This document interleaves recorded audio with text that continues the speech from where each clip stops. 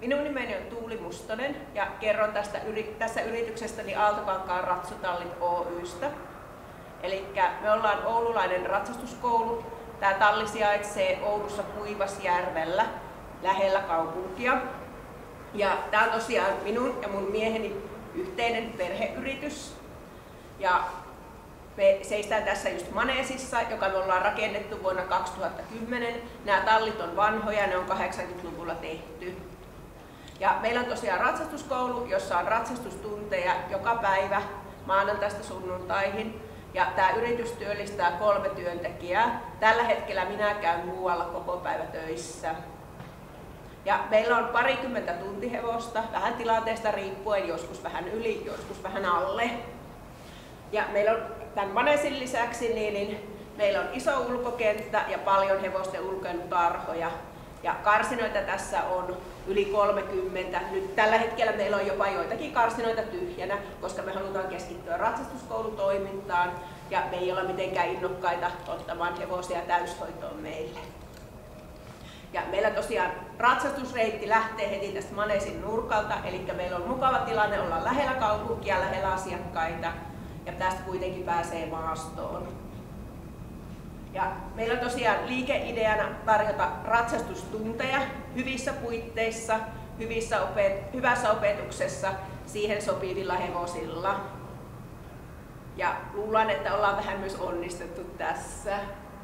Ja mä päädyin yrittäjäksi silleen, että tämä oli mun harrastus, elinikäinen harrastus. Ja sitten mä aluksi halusin pitää hevosia itse omassa tallissani ja sitten tuli ostettua Muhokselta talli, joka olikin aivan liian iso omaan käyttöön ja siellä oli jo ratsastuskoulu, niin mä päätin sitten jatkaa sitä. Ja sitten tosiaan muutaman Muhoksella vietetyn vuoden jälkeen minä ja mun mies ostettiin tää Aaltokankaan paikka.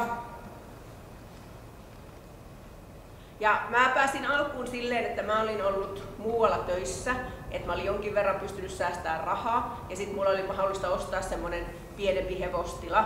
Toki mulla oli silloin tosi suuret pankkilainat. Ja sitten erikoisesti kun me tultiin tänne Aaltokankaalle, niin sitten meillä oli ihan valtavat lainat. Ja sitten toki tilanne vielä paheni, kun rakennettiin tämä maneesi. Tässä oli aikaisemmin semmoinen ylipainemaneesi, joka oli tosi työläs ja kallis ylläpitää. Niin me kyllä tiedettiin, että tähän on pakko tehdä jossain vaiheessa oikea maneesi. Mutta siltihän se tuntui aika hurjalta, kun otettiin vielä entisten tallilainojen päälle lisää lainaa maneesin hankkimiseen. Eli silloinhan meillä oli koko omaisuus oli ihan kirjaimellisesti näiden lainojen vakuutena. Ja mä aloitin yrittäjänä vuonna 2004, niin silloin ei vielä saanut starttirahaa, jos ei ollut työtön tai työttömyyden uhan alla. Eli mä en saanut starttirahaa. Eli meillä oli tosiaan ihan sitten pankkilaina, mikä me rahoitti.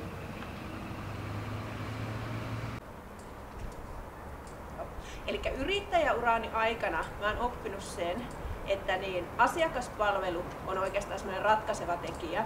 Eli kun mä aloitin yrittäjänä, niin mä olin kiinnostunut vain ja ainoastaan hevosista, niiden pitämisestä ja ratsastamisesta. Ja silloin mä vielä luulin, että se, että opetetaan hyvin, niin se olisi riittävä ratsastuskoulussa. Mutta sitten tässä reilun 10 yrittäjävuoden aikana, niin mulla on selvinnyt, että se on tosiaan se asiakaspalvelu, joka ratkaisee, että kuinka hyvin yrityksellä sujuu. Ja tosiaan mä aloitin hevosyrittäjyyden maaseudulla Muhoksella, jossa oli aika työlästä kilpailla semmoisia pienempiä talleja vastaan. Eli siellä oli paljon pieniä paikkoja, joissa oli muutama hevonen ja siellä sai tosi halvalla sit ratsastaa. Eli harrastuksenomaisesti pidettiin hevosia, joilla sitten haluttiin vähän tienata jotain hevosten kaurarahoja ehkä. Niin sitten tämmöinen varsinainen ratsastuskoulu joutui kilpailemaan sellaista toimintaa vastaan. Parasta yrittäjyydessä on se, että saa itse järjestellä töitään oman mielensä mukaan. Toki jokaiseen työhön kuuluu paljon asioita, jotka on ehkä tylsiä ja niitä täytyy tehdä, kuten esimerkiksi toimistotyöt. Ja tosiaan yrittäjyydessä on tosi mukavaa, että voi asettaa itselleen ja omalle yritykselle tavoitteita, että mitä kohti sitten ponnistellaan. Meillä se tavoite on ollut, että saadaan näitä firman lainoja maksettua. Ja tokihan sitten on mukavaa, että jos yritys menestyy taloudellisesti, että sitten voi vaikka nostaa osinkoja siitä.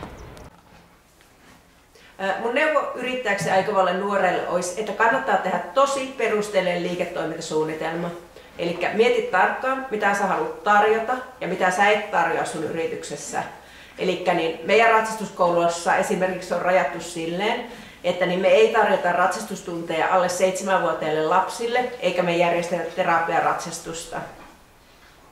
Ja kannattaa miettiä, minkälaisia asiakkaita tavoittelee. Eli se asiakaskunta määrää, että minkälaisia hevosia sä sit tarvitset. Eli meillä käy sekä aikuisia että lapsia, eli niin meillä on sekä isoja että pieniä hevosia. Sitten kannattaa miettiä, että miten erottautuu kilpailijoistaan. Eli mikä on se sun oman yrityksen vahvuus.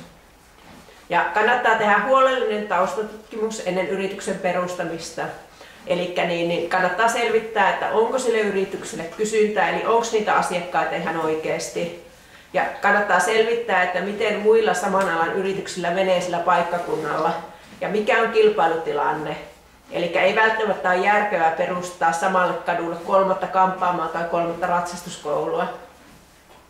Ja sitten kun sä teet kannattavuuslaskelmia, niin ne täytyy tehdä tosi realistisesti tai jopa pessimistisesti. Eli paperilla on helppo lisätä myyntiä. Eli on helppo ajatella, että okei, mä pidän ratsastustunteja ympäri vuoden joka päivä.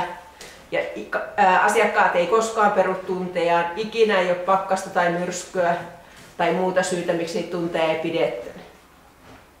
Eli niin käytäntö on kuitenkin ihan toinen. Ja tosiaan paperilla on hirveän helppo lisätä sitten niitä vaikka ratsastajia, eli asiakkaiden määrää on helppo lisätä, mutta sitten kannattaa miettiä, että onko tämä niinku realistista ollenkaan. Ja tosiaan yrittäjänä täytyy varautua yllättäviin kuluihin, että niitä tulee ihan aina. Eli tosiaan tässä ratsastuskouluhommassa esimerkiksi niin parhaita opetushevosia on kuollut. Traktorin kuormaaja esimerkiksi voi särkyä ja aiheuttaa tuhansien eurojen remontin, tai sitten vaikka tallin lämminvesi varaa ja poksahtaa, jolloin taas menee koko joukko rahaa. Eli niitä yllättäviä kuluja tulee aina. Eli on tosi vaikea sanoa, mitä se on nyt tänä vuonna, mutta aina jotain tulee. Yrittäjänä kannattaa muistaa, että se oma jaksaminen on rajallinen. Eli aluksi sitä jaksaa tehdä töitä ihan kuinka paljon vaan, eli ne tuntimäärät voi olla vaikka kuinka hurjia.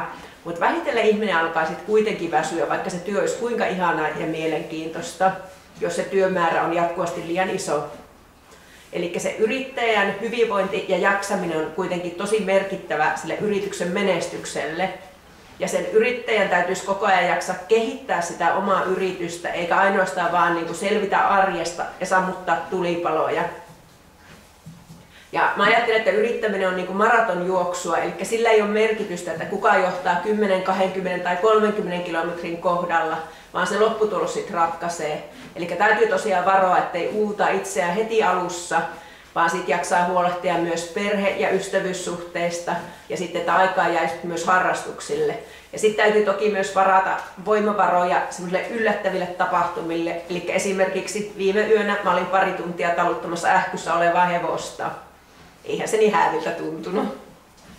Ja sitten kun sä löydät hyvän työntekijän, niin niistä kannattaa pitää kiinni. Eli hyviä työntekijöitä ei ole kauhean helppo löytää. Eli sen hyvän työntekijän ominaisuushan olisi se, että se olisi semmoinen yrittäjähenkinen. Eli vaikka hän ei ole yrittäjä, mutta hän toimii yrittäjämäisesti kuitenkin. Ja mun mielestä varmin keino pitää työntekijät on pitää heidän työmäärä järkevänä ja kohtuullisena ja sitten myös maksaa heille asianmukaista, vähintään työehtosopimuksen mukaista palkkaa sunnuntai sun muiden lisineenkään. Olen huomannut, että se ei välttämättä ole ihan itsestäänselvyys hevosalalla. Ja tosiaan sen yrittäjän täytyy myös uskaltaa delegoida tehtäviä ja jakaa vastuuta. Eli kaikkea ei tarvitse tehdä ihan itse, vaan pitäisi miettiä, että mitä ne työntekijät voi tehdä ja mitä sitten kannattaa tehdä itse.